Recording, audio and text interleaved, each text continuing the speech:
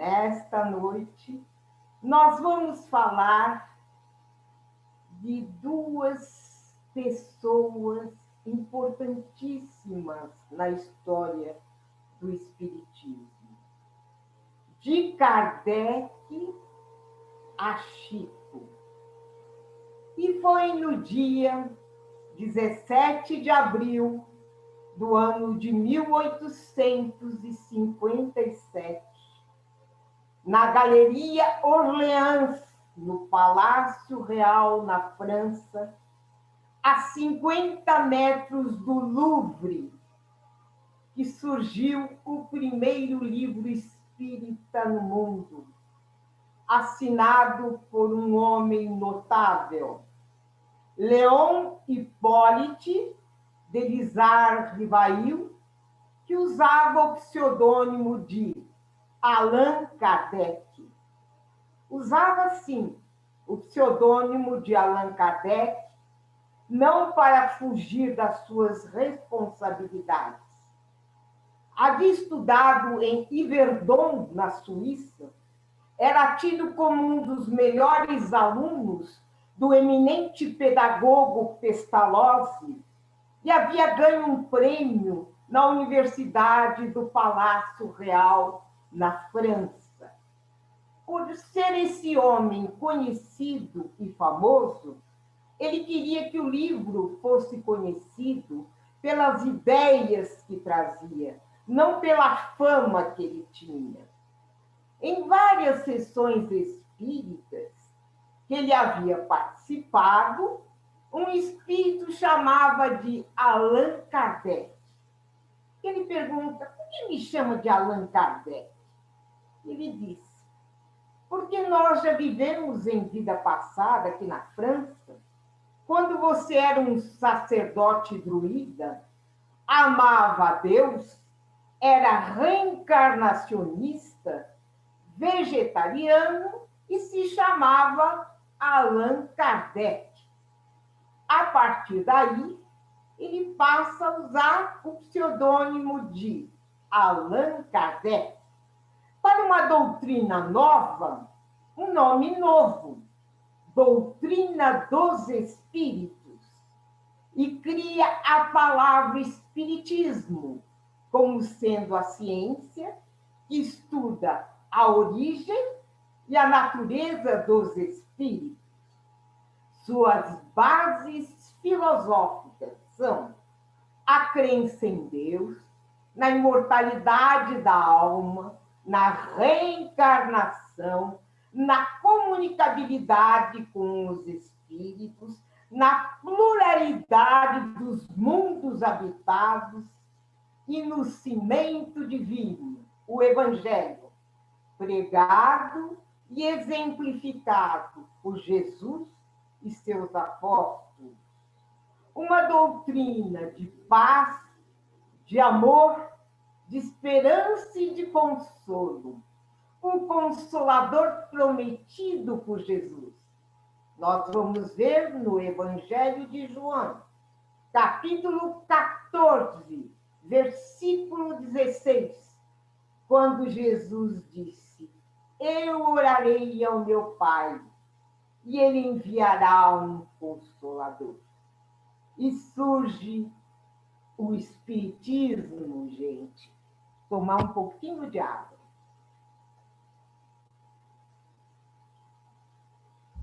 Mas, naquele tempo, na França, as mesas girantes ou falantes, como queira, as pessoas se reuniam em torno de uma mesa para fazerem perguntas para os espíritos.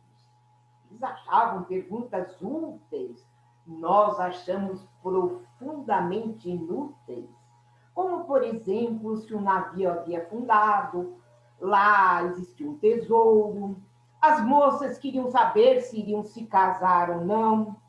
Eu vou contar um fato para vocês que aconteceu não lá na França, mas comigo aqui, na rua Eduardo Ferreira, França, quando eu trabalhava na orientação no Centro Espírita Irmão X.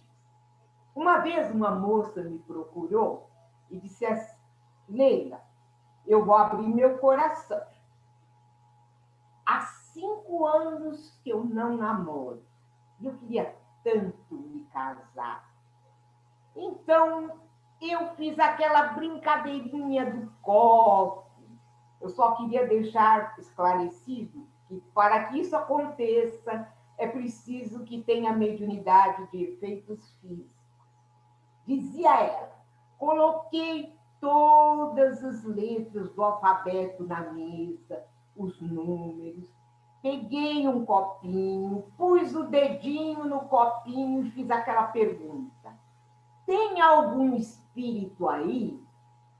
O copinho andou, juntou as letras, escreveu sim. Aí ela disse: eu falei para o espírito, seu espírito, há muito tempo, há 5 anos que eu não namoro. E eu queria muito me casar. O senhor poderia me dizer se eu vou me casar? Ah, pôs o dedo no copinho e o copinho foi na palavra sim. Ai, ela disse, eu fiquei tão feliz que aí eu perguntei, você poderia me dizer se seria ele um moreno, de olhos verdes? Ah, o copinho foi na palavra sim. Ela disse, ai, eu fiquei tão contente que eu falei para ele, olha, seu espírito, a última pergunta. O senhor poderia me dizer com quem é que eu vou me casar? Aí o copinho foi, juntou todas as letrinhas e escreveu comigo. Ah, foi mesa para um lado, copo para o outro.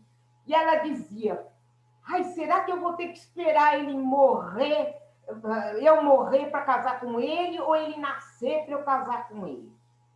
Essas coisas é que aconteciam lá no tempo do Kardec, na França.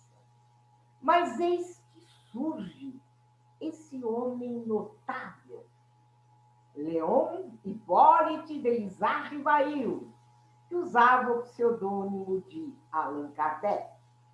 Começa a fazer perguntas inteligentes para mim. Cálculos de matemática, o resultado exato. Cálculos de física, o resultado exato. Perguntava em francês, respondia em francês. Perguntava em inglês, respondia em inglês. Perguntava italiano, respondia italiano. Ele disse, as mesas vão dominar o mundo. Nós não vamos precisar mais de professores, a mesa responde tudo, não vamos precisar mais de médicos, a mesa dá o diagnóstico. Aí ele pergunta para a mesa, você não tem uma inteligência, um raciocínio? Como é que você responde tudo isso? E a mesa responde. Não é a mesa que responde. Somos nós espíritos que já vivemos aí na Terra. E ele foi pesquisar quem foram esses espíritos. E surge o Livro dos Espíritos, o maior tratado da espiritualidade aqui na Terra. São 1019 perguntas para 1019 respostas. Vem a seguir o Livro dos Médiuns, onde nós vamos aprender os fenômenos, os chamados milagres, que nada tem de milagre, tudo natural, onde o Kardec fala da importância da moralização dos médiuns. Vem a seguir o terceiro livro, o Evangelho segundo o Espiritismo. Mensagens de amor, de esperança, os laços de família, as dores do dia a dia. Vem um outro livro, O Céu e o Inferno, onde nós aprendemos que o céu e o inferno não é um lugar determinado, circunscrito, delineado, mas um estado de consciência. Quando nós pensamos no bem, acreditamos no bem e agimos bem, nós estamos no céu.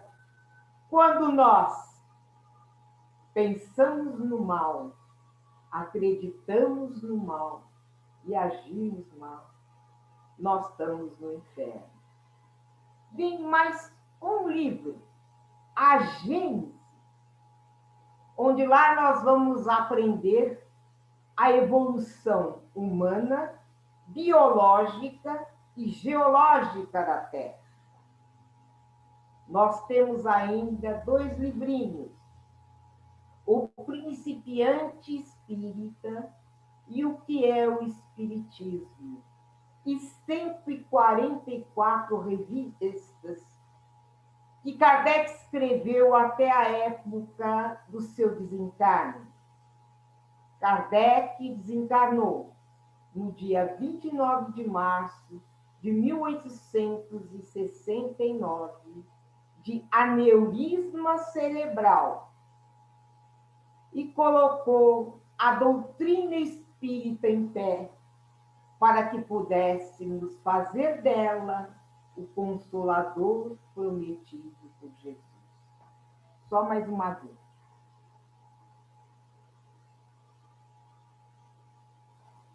Mas aquela doutrina que havia nascido da França não deveria crescer no velho continente, e sim na América do Sul, no Brasil.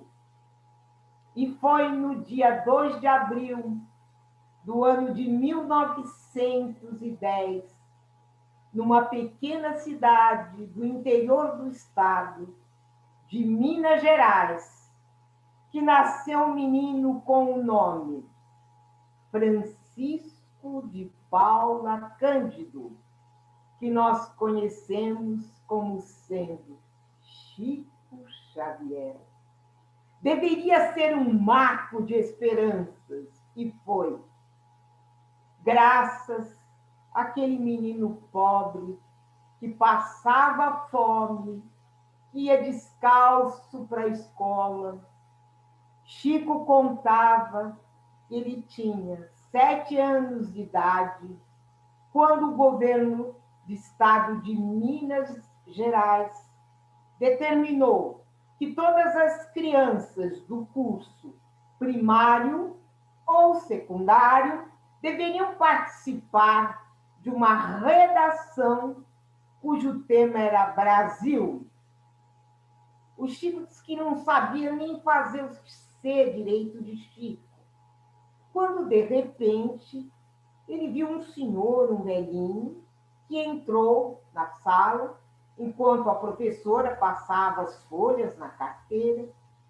Esse senhor chegou perto dele e disse: Chico, nós vamos fazer essa redação. O Chico, coitado, né? Criança inocente, chegou e disse para a professora: professora, tem um velhinho aí. Ele disse que vai fazer a redação comigo. Pode?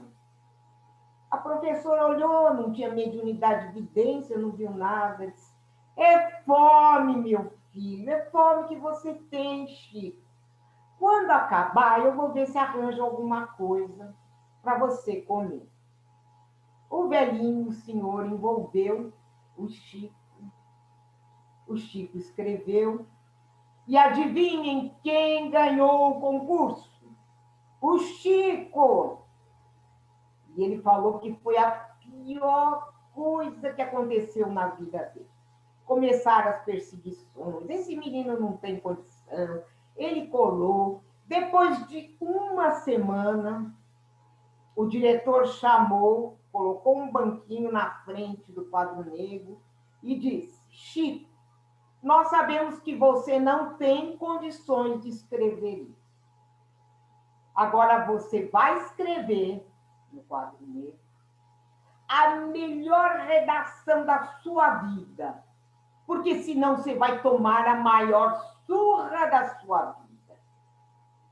O Chico diz que subiu no banquinho, tremia que nem vara verde, quando de repente a porta abre, o velhinho, gente. Só que o Chico não contou para ninguém.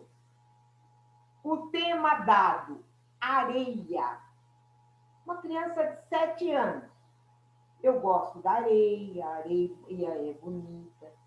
Vocês querem ouvir um pedaço, um trecho do que o Chico escreveu? Que ninguém escarneça da criação.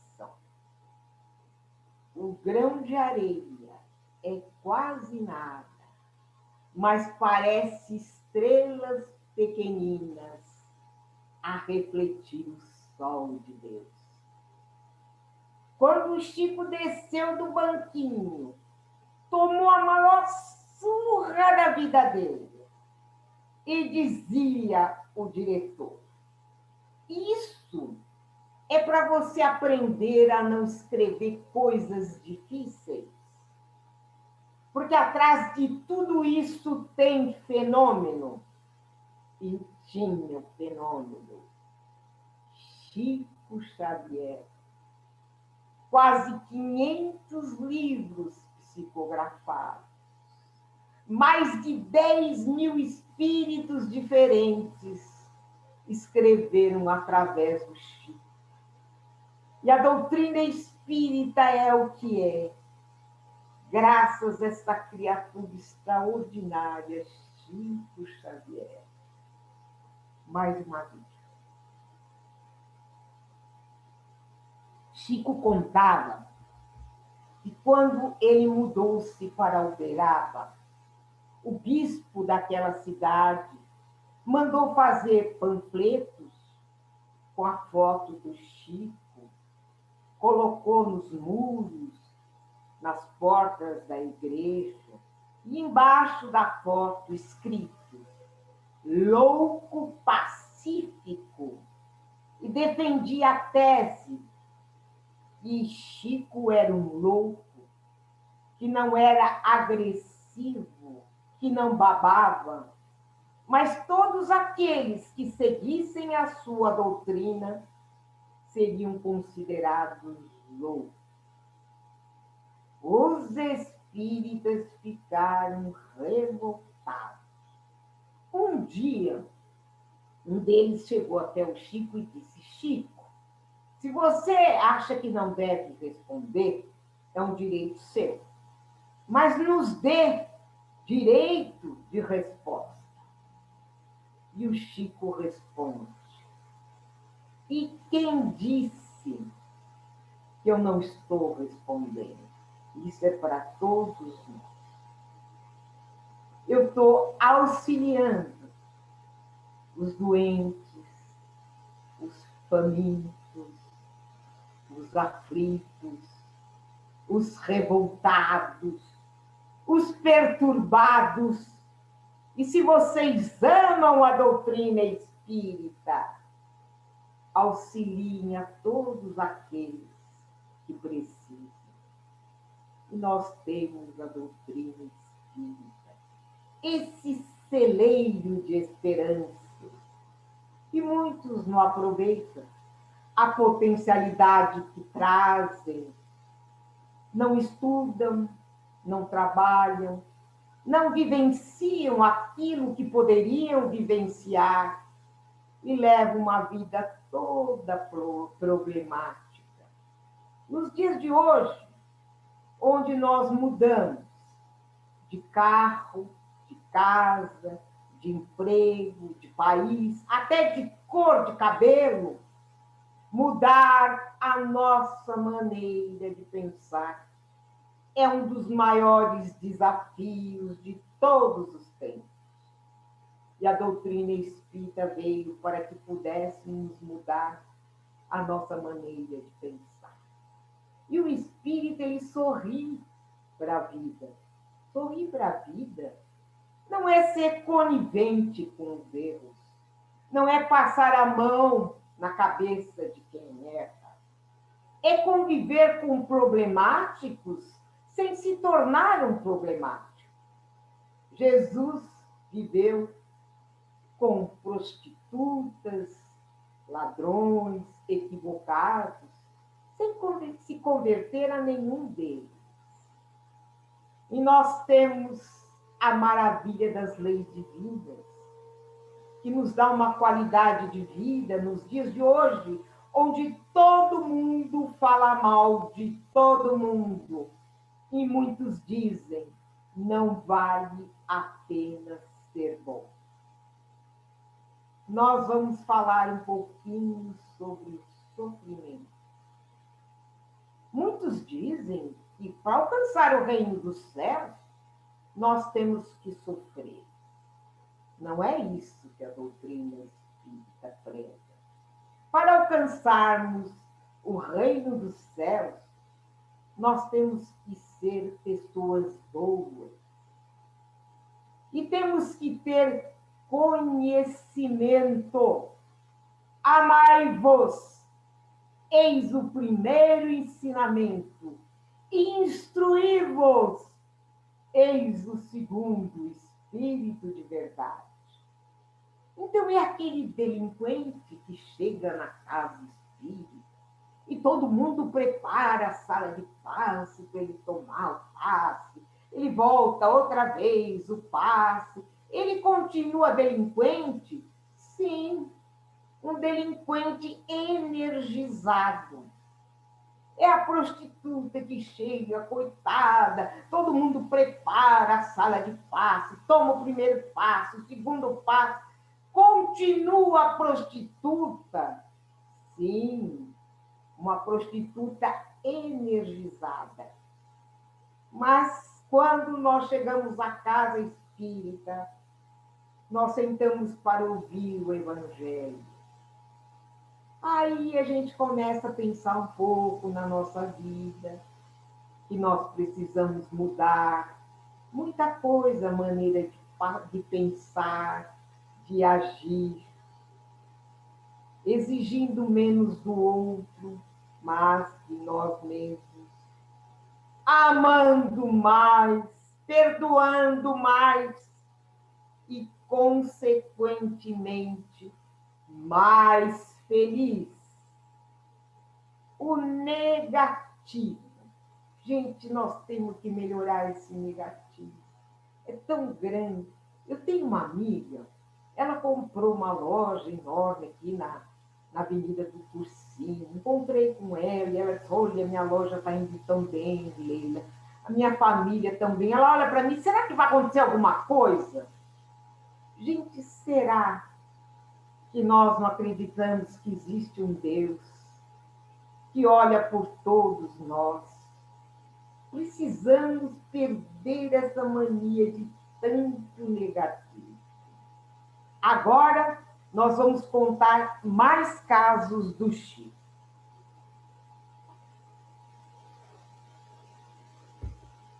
Uma noite, um pessoal de fora foi até Uberaba assistir o trabalho lá na Casa da Prece. Quando terminou, o Chico foi acompanhar esse grupo até o hotel onde eles estavam hospedados. E na volta, ele foi abordado por 2 ladrões. Naquela época, gente, o dinheiro era cruzeiro. Um deles falou, passa a carteira aí. O Chico disse que só tinha 5 cruzeiros. Aí o Chico falou para ele, por favor, não me mate. Eu tenho crianças para cuidar. O ladrão olhou para ele e falou, você é casado? Ele falou, não sou casado, mas eu cuido de crianças da minha família e crianças abandonadas. O ladrão olhou para o companheiro dele e disse, oh, que roubada, olha o terno dele, que coisa horrível. O sapato dele parece uma boca de jacaré. Você tem aqueles 20 cruzeiros que nós roubamos? Aí o outro falou, não vai dizer que você vai dar para ele. Ele falou, vou sim. Pegou o dinheiro e disse para o Chico, toma, é para você. O Chico falou, Ai, meu filho, Deus lhe pague. Como Deus lhe pague? Nós somos ladrões. Ele falou, por isso não. Jesus na cruz ficou no meio de dois deles. Mais um caso de Chico Xavier. Existe uma ponte abandonada lá em Uberaba, onde existiam pessoas muito necessitadas, mendigos que passavam fome mesmo. E o Chico tinha uma irmã, Luísa, e o marido dela era fiscal da prefeitura. Então, quando terminava a feira, eles pegavam aquelas coisas que ainda estavam, que dava para aproveitar, e levavam para esse pessoal. O Chico disse que no começo eram poucas pessoas. Daqui a pouco, aquilo ia aumentando. Um dia o Chico disse que não tinha nada para dar para ele. Né? Foi chegando lá, e eles começaram, lá, o Chico, a dona Luísa. Aí o Chico falou, olha, infelizmente, hoje eu não tenho nada para você. Começaram a ofender, a xingar o Chico. E o Chico começou a chorar. Aí uma das assistidas falou, peraí, ele vem toda semana, traz tanta coisa para a gente. Um dia que ele não tem, nós vamos tratar ele dessa forma. Nós deveríamos trazer alegria para ele, cantar, fazer alguma coisa. Quando, de repente, para um caminhão lotado de mercadoria. E esse caminhão disse, eu estou procurando o senhor Chico Xavier. Chico falou, sou eu. Ele falou, eu vim por parte de fulano de tal, em São Paulo. O Chico lembrou que ele havia recebido, através do Chico, uma psicografia do filho que tinha desencarnado.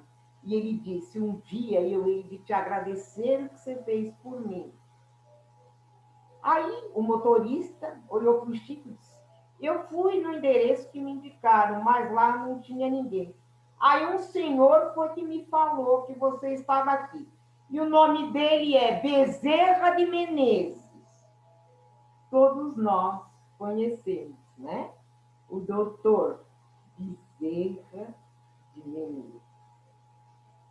Vamos para mais um caso do Chico. Um dia lá na sessão, à noite em Uberaba, tinha duas senhoras, mas elas choravam desesperadamente.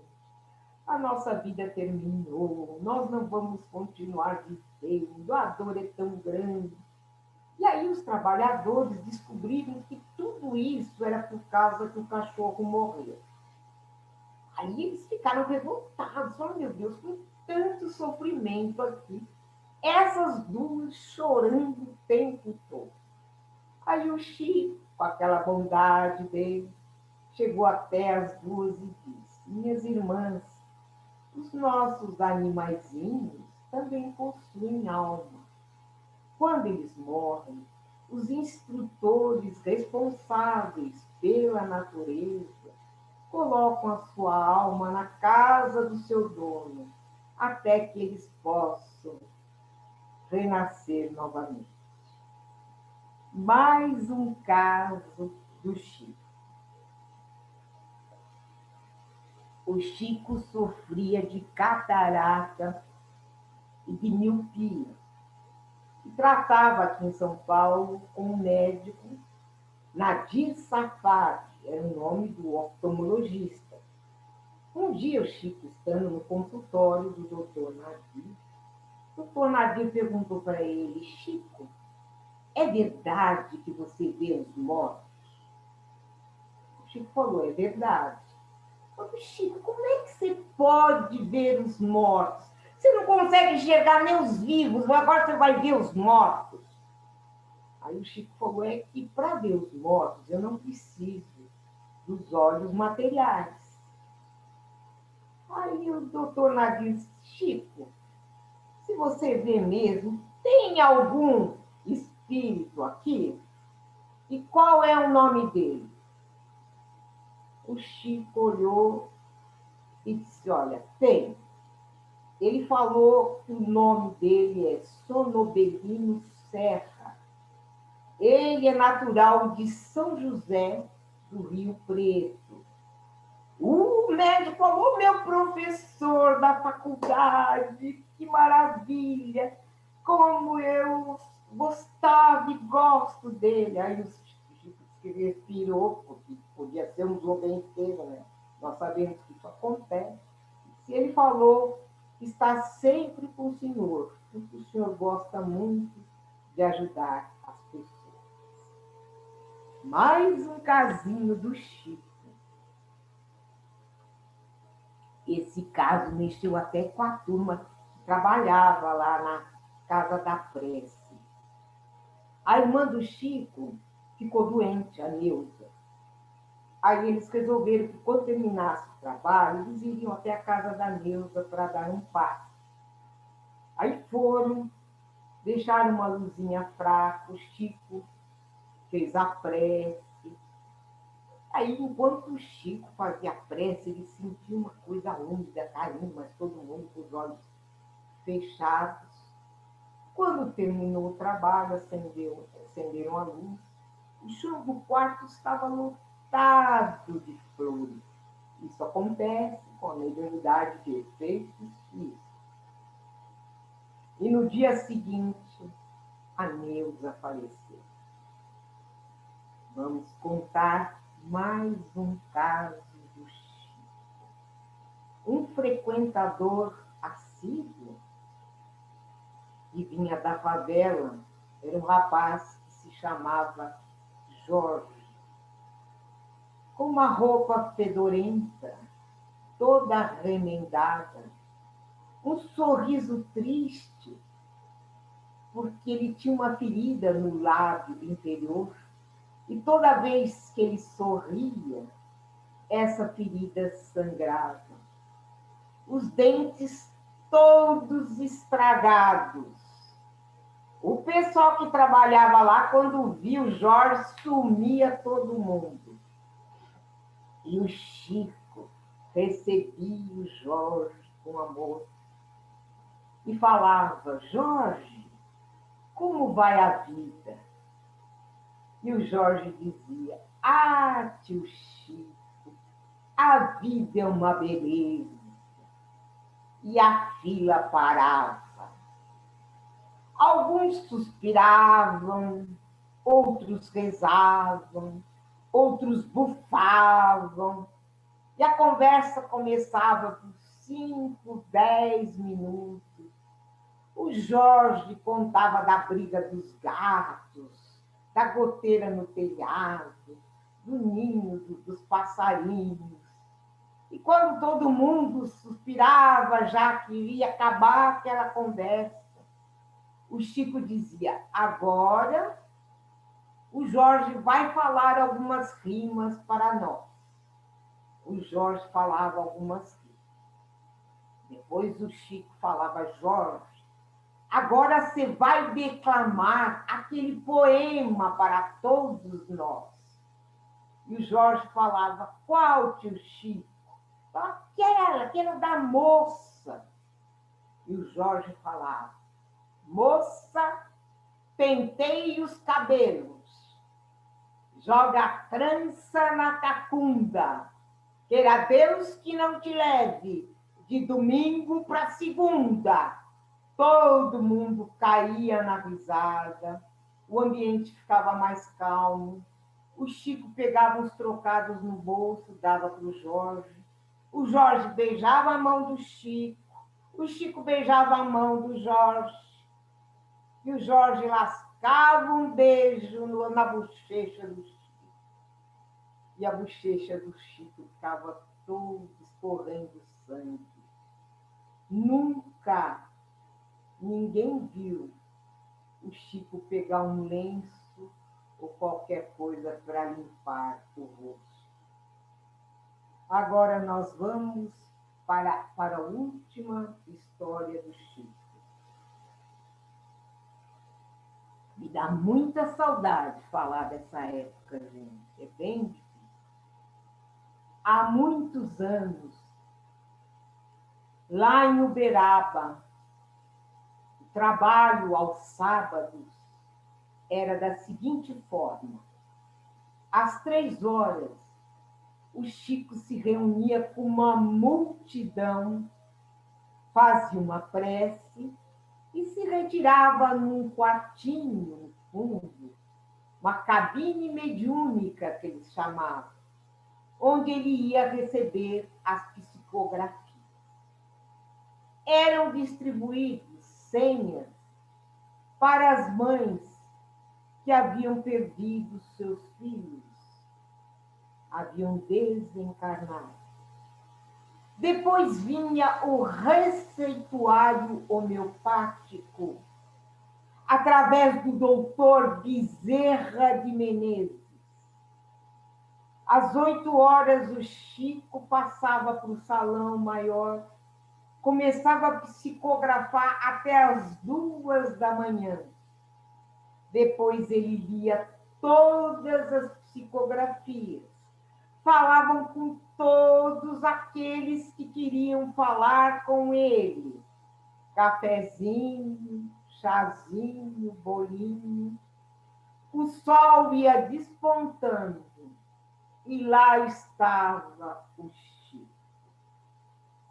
Uma tarde de sábado, o Chico já havia feito a prece no meio da multidão, se retirado no quartinho, na cabine mediúnica. As senhas já haviam sido distribuídas para as mães, naquele dia 30 senhas, quando de repente surge um carro com placa de São Paulo, com motorista. Uma senhora muito elegante desce do carro e vai até o balcão para pegar uma senha. E lá ela foi informada que as senhas já haviam sido distribuídas. E ela diz: que miserável sou eu! A vida não me vale mais nada. A semana passada eu perdi meus 2 únicos filhos num acidente de automóvel em São Paulo. Meu menino de 18 anos no volante e minha menina de 16 anos no banco dos passageiros. Quando fui reconhecer os corpos, não eram 2 pessoas que haviam morrido, mas 3. Senti morrer naquele instante. Odiei a Deus. Me dizia católica, mas há muito tempo não vou à igreja. Não sei se me esqueci de Deus ou se Deus esqueceu de mim. Tentei o suicídio por 2 vezes e não consegui. Mas ontem uma amiga foi me visitar e disse: vai até o Chico Xavier. Você sabe, eu também perdi um filho. E eu recebi uma mensagem do meu filho. Os seus filhos estão vivos, mas só que em outra dimensão. Vá até ele, dizia ela. Viajei a noite inteira, estou sob efeitos de remédios psiquiátricos e ao chegar aqui fui avisada que as senhas já haviam sido distribuídas. Uma mulher que estava na fila com o número 15 na senha chegou para ela e disse: fica com a minha senha. E eu imagino a sua dor. Eu também perdi um filho, meu filho, num acidente de carro. Tenho vindo falar com o Chico e ele me diz que o menino ainda não tem condições de escrever. Eu não sei se ele não tem condições de escrever ou eu não tenho merecimento. Pois eu sofro tanto e eu imagino o seu sofrimento. Eu perdi um filho, você perdeu 2. Eu moro aqui em Uberaba mesmo, você veio lá de São Paulo. Fica com a minha filha. Aquela mãe de São Paulo pegou aquela ficha, ajoelhou-se na mãe, os pés da mãe de Uberaba. A mãe de Uberaba saiu no meio da multidão. E a mãe de São Paulo entrou na fila com a ficha. Ali ela colocava no coração, ela tinha um passaporte para Chico Xavier. O povo esperava, esperando. 5 minutos se passaram, nada de Chico. 10 minutos, nada de Chico. 15 minutos, nada de Chico.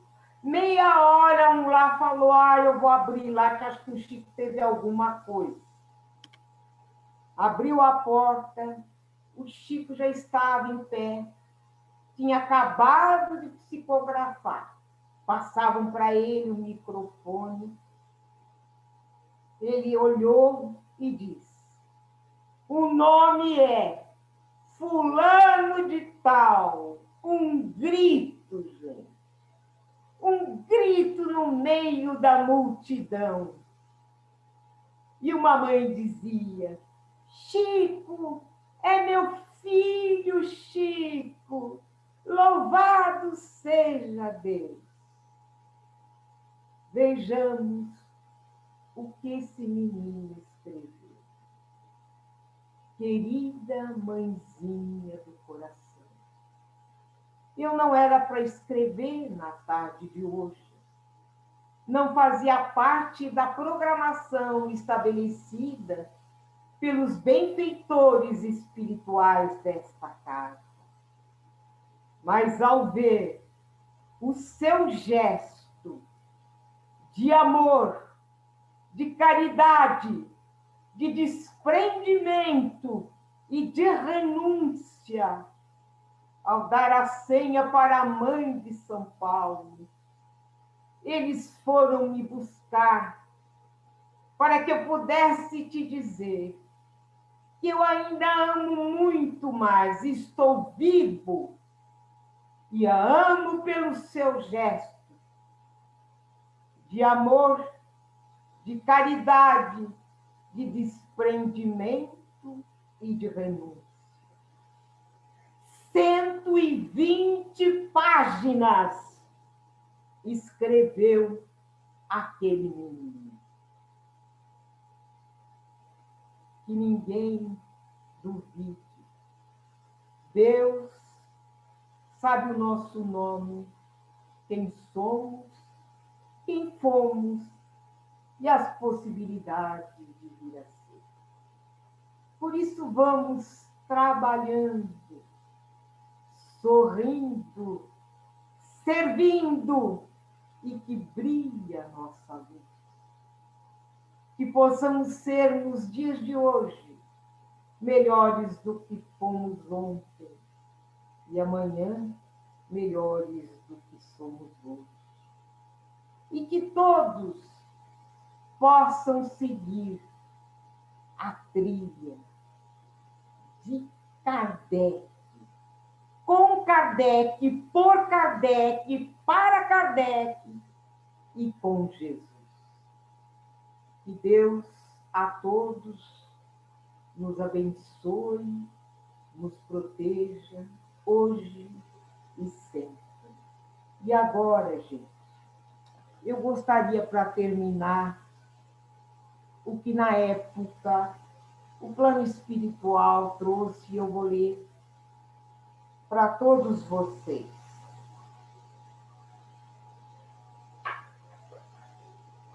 Diz assim: nossa terra.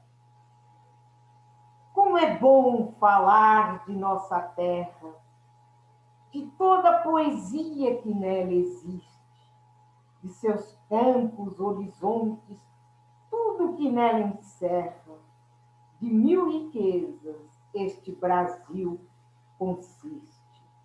O seu solo é fértil e valoroso, e de extensão é um gigante. Aqui existe um rebanho poderoso de criaturas que vivem e lutam e vão sempre avante.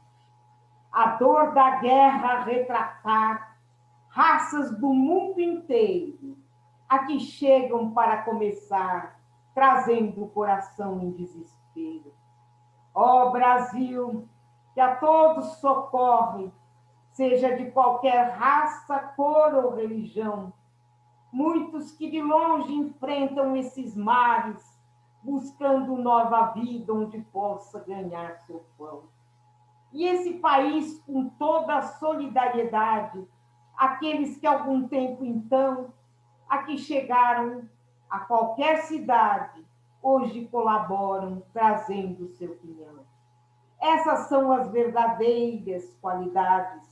Ser grande não é só ser intelectual, é trazer a cada vida a felicidade, é viver com equilíbrio moral.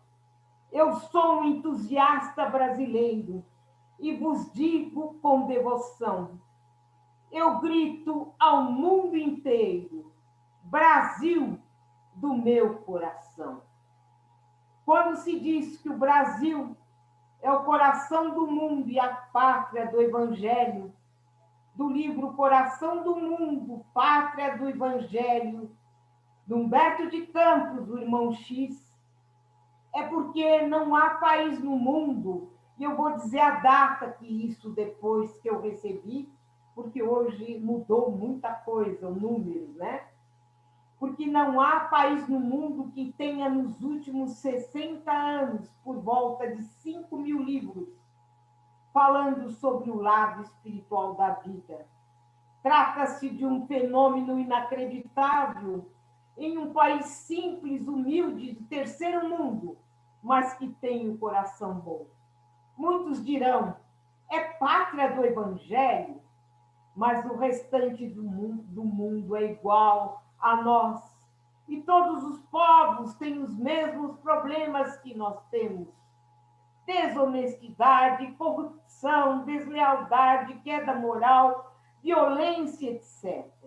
A esses nós responderemos: nós não temos grandes lutas, grandes guerras, o nosso povo é pacífico e é por isso que aqui em nossa terra a doutrina espírita encontrou campo para se desenvolver e crescer.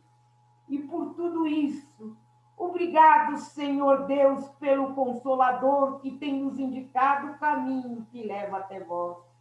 Obrigado por Kardec, por Chico, por tanta luz. Muito obrigada, Jesus. Essa psicografia que eu recebi foi no dia 9 de janeiro de 77.